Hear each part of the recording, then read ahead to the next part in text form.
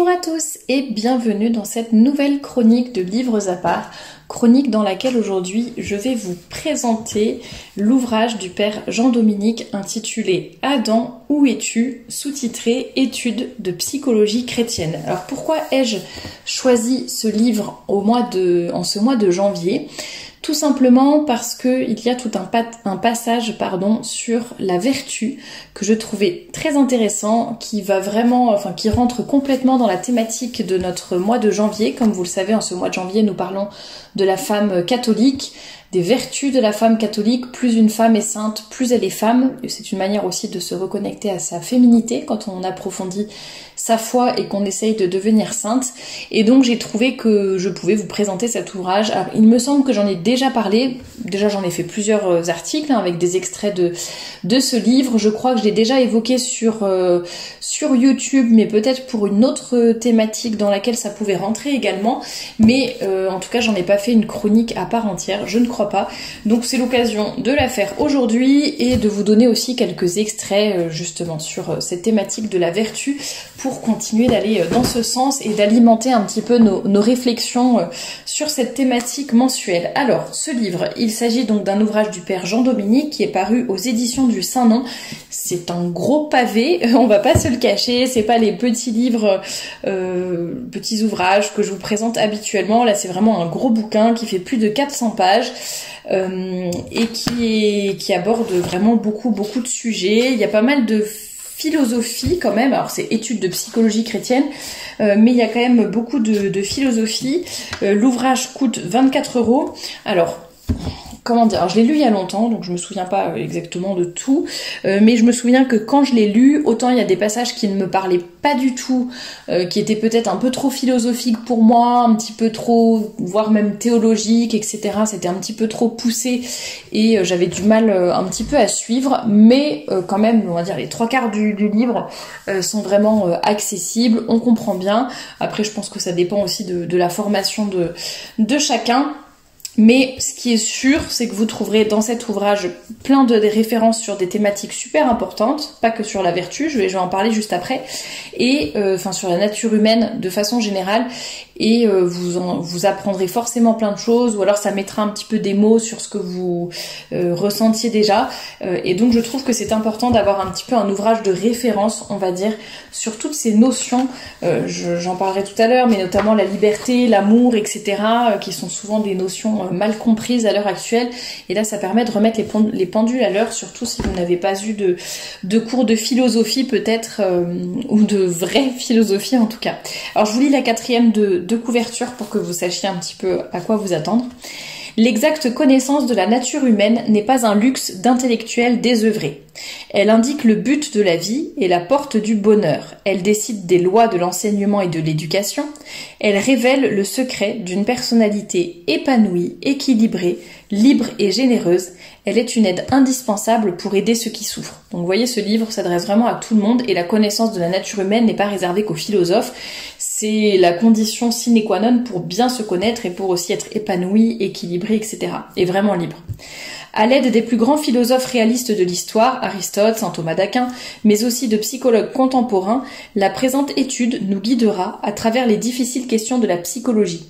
On appréciera la place importante faite aux conceptions modernes de l'homme, celle de Freud en particulier, et à leur réfutation, mais aussi les ouvertures sur le monde surnaturel de la grâce chrétienne et de ses influences sur la psychologie.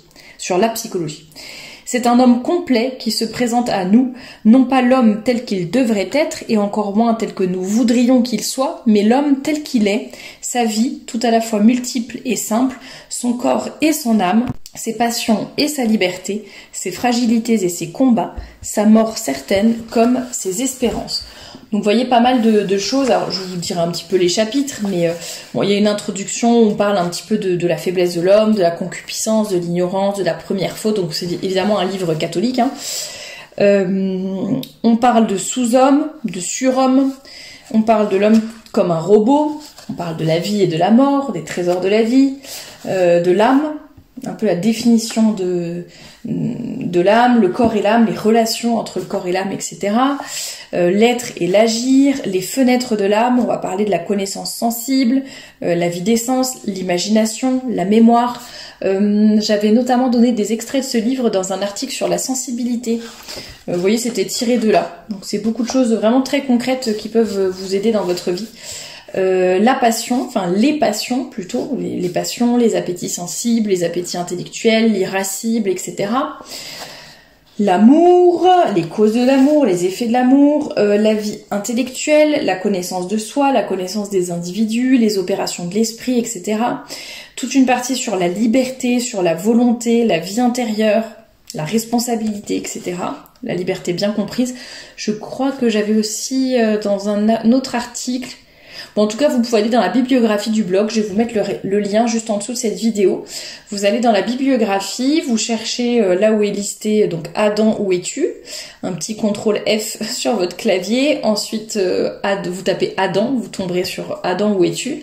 Et là, je vous liste les 2-3 articles dans lesquels je donne des extraits de cet ouvrage. Et je vous mettrai par contre le lien direct pour l'article dans lequel je parle des vertus. Enfin, je donne des extraits avec les vertus, ce passage sur les vertus, bah voilà, c'est justement dans le chapitre 13, les vertus, etc. Il y en a aussi dans le chapitre 14, on parle du conseil, du jugement, etc. Ensuite de la personnalité, de la personne, de unité psychique, unité structurée, etc. La formation de la personnalité, je crois que j'en avais donné quelques extraits de cet avant-dernier chapitre, et ensuite le nouvel Adam. Voilà, pour terminer cet ouvrage. Donc vous voyez, il y a vraiment pas mal de choses sur plein de sujets différents, et c'est ça que je trouve intéressant, et vraiment j'en avais fait plusieurs articles parce que je trouvais que c'était très riche et qu'il y a beaucoup de notions qui sont très souvent mal comprises, notamment sur la liberté, sur la vérité, et que cet ouvrage peut vous aider à remettre un petit peu les pendules à l'heure, et tout ce qui était sur la sensibilité, l'imagination, etc. J'ai trouvé que c'était intéressant, les extraits de ce livre, parce que tout simplement c'est très équilibré. L'auteur n'est pas là pour nous dire l'imagination c'est pas bien, c'est à bannir, etc. Mais voilà, comme en toute chose, il faut un équilibre, il y a certains dangers, c'est comme la sensibilité, c'est une mauvaise maîtresse, mais c'est une bonne servante, donc on n'est pas là pour enlever toute once de sensibilité en nous, mais en tout cas, il faut la maîtriser, cette sensibilité, par exemple. Alors là, je vais vous lire justement quelques extraits par rapport à tous ces chapitres sur la vertu, et ça nous aidera justement à compléter un peu ce que nous dirons dans tous ces podcasts du mois de janvier. La vertu est une disposition stable à bien penser ou à bien agir. L'agir vertueux n'est pas un automatisme, il est bien l'œuvre de celui qui le pose. Le sujet moral ne se comporte pas comme une marionnette qui reproduit machinalement une impulsion imposée de l'extérieur. Selon saint Thomas d'Aquin, ce qui est fait par vertu est fait avec stabilité, promptitude et délectation. Je vous saute certains passages. La vertu rend léger et heureux dans le bien.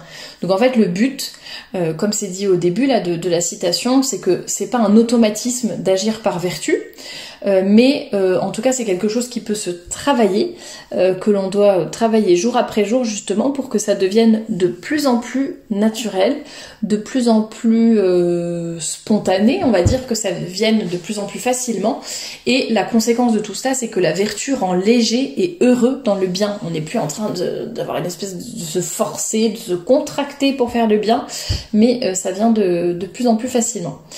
La vertu est comme le sourire de l'âme. Saint Jean de la Croix l'exprime d'une manière qui donne envie d'être vertueux. Chaque vertu est par elle-même paisible, douce et forte. Par conséquent, elle produit dans l'âme qui la possède ces trois effets, la paix, la douceur et la force. L'âme elle-même est donc paisible, douce et forte. Aussi, elle ne redoute aucune guerre, ni du démon, ni du monde, ni de la chair. Les vertus l'ont placée dans une telle paix et une telle sécurité qu'il lui semble être tout entière édifiée dans la paix. Donc vous voyez, la vertu rend l'âme paisible, douce et forte. J'aime bien parce qu'il y a vraiment les trois choses.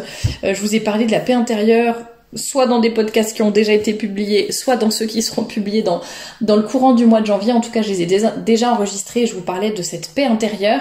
Et vous voyez, la douceur n'empêche pas la force. C'est vraiment la vertu rend paisible, douce et forte. Donc il y a ces trois aspects-là, et la douceur ne veut pas dire qu'on est une moins que rien, un peu une serpillière, qu'on ne donne jamais son avis, qu'on se tait toujours, etc. On peut être tout à fait douce et forte en même temps. Et la vertu permet aussi de ne redouter aucune guerre, ni du démon, ni du monde, ni de la chair. Donc cette disposition à penser droitement et à faire le bien est dite stable parce qu'elle devient finalement comme une seconde nature. D'autres extraits que je peux vous lire. Elle est une disposition au meilleur qui soulève l'être vers les sommets. Elle veut grandir et faire grandir son sujet. Pour acquérir les vertus naturelles, il faut donc vivre en présence du vrai et du bien. J'ajouterais même en présence du beau également. L'acquisition ou l'accroissement de la vertu n'est pas de tout repos. Mais c'est dans l'épreuve et dans la tentation que l'âme s'aguerrit.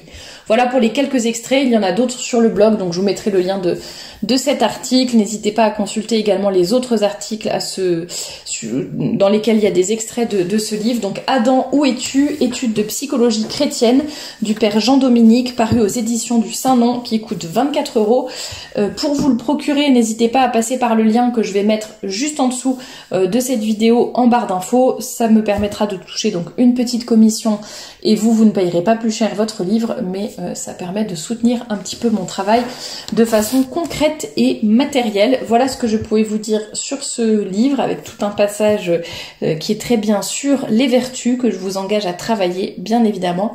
Et je vous dis à très bientôt pour une nouvelle chronique de livres.